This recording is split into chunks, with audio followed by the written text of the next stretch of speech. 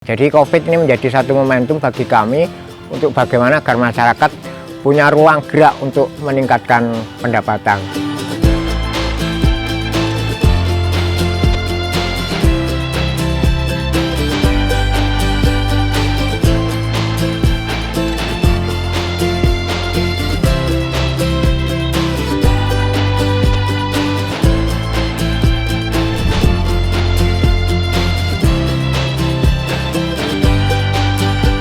Perkenalkan, nama saya Ari Hadianto, alamat di Blunyarrejo, TR 21142, RT 10, RW 4. Jadi ini awalnya kalau dari situasi lapangan ini dulu seperti hutan belantara, jadi banyak tumbuhan liar, kemudian tempat pembuangan sampah, kemudian juga banyak mungkin binatang-binatang yang melata ya, seperti ular dan sebagainya. Kemudian ini kita rubah untuk dijadikan area ataupun lahan kegiatan masyarakat yang arahnya agar masyarakat ini punya satu kegiatan yang positif dan konstruktif yang utama, kemudian punya nilai ekonomi, nilai tambah dari sisi ekonomi, karena pada masa COVID ini terus terang memang di lingkungan kami banyak masyarakat yang notabene pekerja tidak tetap, ini menjadi kesulitan untuk mencari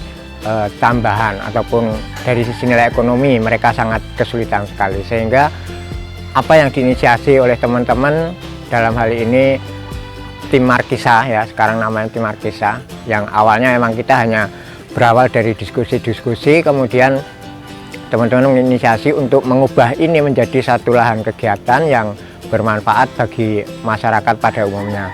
Dalam situasi COVID, kemudian di sisi lain kita itu ada satu stigma ataupun stempel kepada wilayah kami, di mana kami ini merupakan masyarakat yang paling banyak memegang kartu prasejahtera ya, kartu KMS itu. Kemudian juga ada stigma yang melekat dengan adanya kenakalan remajanya, narkoba, kemudian juga tingkat pendidikannya mungkin juga seperti itu, sehingga stigma atau stempel negatif tadi melekat pada wilayah kami. Dan inisiasi dari kami dan teman-teman bagaimana merubah masyarakat yang terstigma tadi untuk bisa berkegiatan atau menciptakan lapangan kerja di sini, kemudian juga mencari hasil di sini. Jadi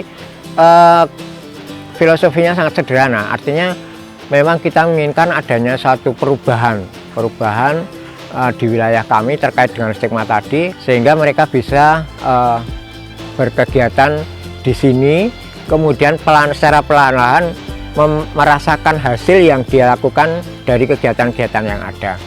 Jadi memang kita penekanannya adalah bagaimana menumbuhkan ekonomi di masyarakat.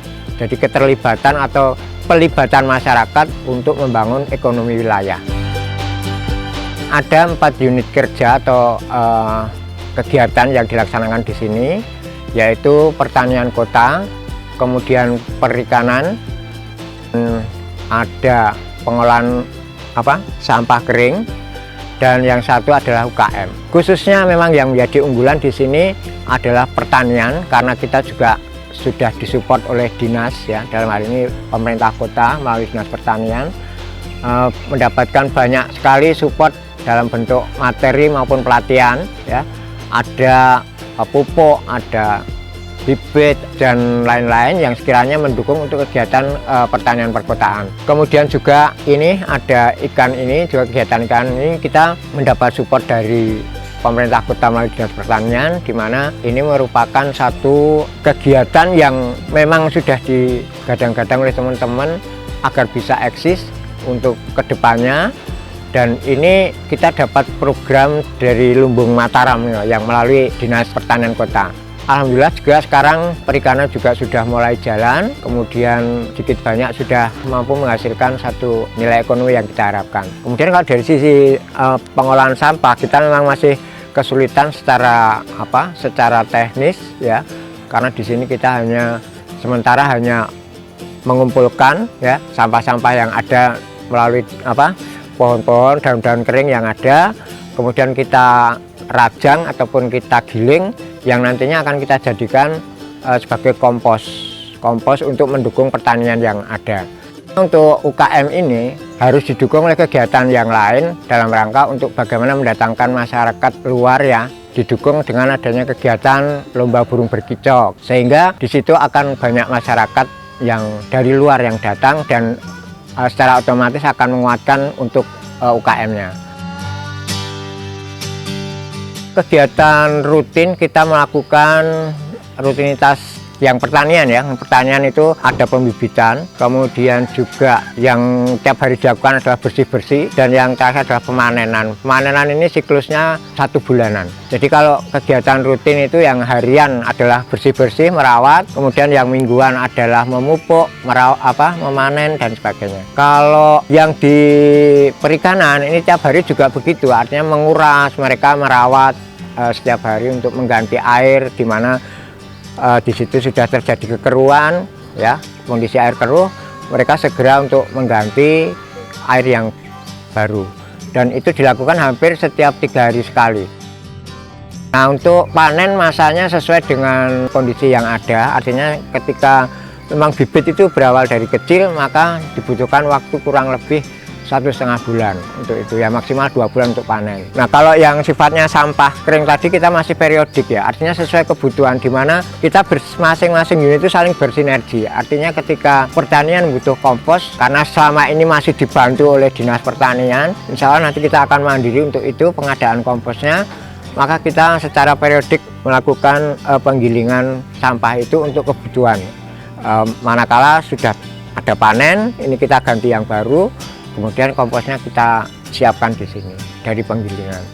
Kemudian kalau UKM kita selalu melakukan evaluasi, baik itu 2 mingguan maupun 1 bulan, terkait apa yang seharusnya mereka lakukan untuk menerima tamu dari luar. Kemudian mereka kita berlakukan untuk mempunyai satu unggulan menu makanan dari masing-masing lapak yang ada di sini. Mereka saat ini sudah mempunyai unggulan masing-masing. Ya, ada 12 lapak, berarti di situ ada 12 menu unggulan yang ada di Kampung Markisa, sehingga ini layak untuk bisa dihadiri atau didatengin dari luar ya, yang ingin berkunjung ataupun mungkin sharing-sharing dengan kami terkait dengan pertanian, perikanan, dan UKM juga. Kegiatan ini punya siklus atau kesinambungan, jadi tidak hanya berhenti pada menanam, tetapi bagaimana mereka memahami siklus pembibitan, siklus perawatan, siklus pemanenan dan sebagainya, yang pada akhirnya adalah bagaimana mereka mampu mengupayakan untuk hasil yang ada, yang hasil panen yang ada dari pertanian itu mampu dijual ataupun menjadi satu nilai ekonomi tinggi. Ini arah goalnya nanti.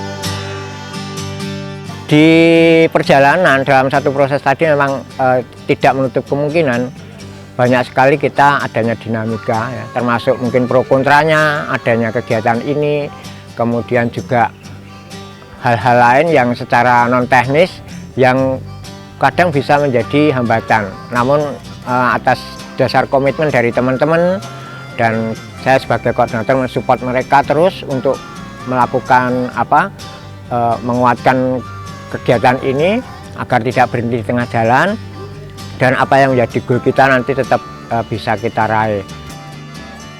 Nah, ini insya Allah kita tidak akan berhenti di sini karena masih banyak sekali PR ataupun keinginan cita-cita dari masyarakat untuk bagaimana mengubah suasana tadi dari image miskin, kemudian nakal dan sebagainya, bodoh, ini masih melekat sekali, sehingga itu yang akan menjadi tujuan kami untuk melakukan kegiatan-kegiatan di sini. Jadi kami berharap dari apa yang kita lakukan ini nantinya bisa bermanfaat bagi masyarakat dan sejalan dengan konsep besar kami bahwa kami berkeinginan untuk menjadikan tempat ini sebagai objek wisata nantinya.